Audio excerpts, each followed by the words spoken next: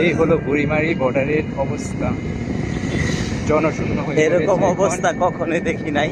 আজকের মতো একদম জনশূন্য, কোনো লোক নেই, কোনো কিছু নেই, একদম ফাঁকা। আমরা এই যে এই তিনজন, এই একজন, এই একজন, দুজন, আর এই হলাম আমি।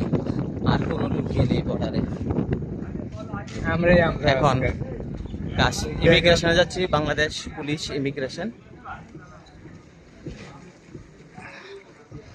আর ইমিগ্রেশন শেষ করে যাব বিডিআর, বিডিআর হয়ে তারপর কাস্টমসে। এই হলো বুড়িমারি স্থলবন্দর।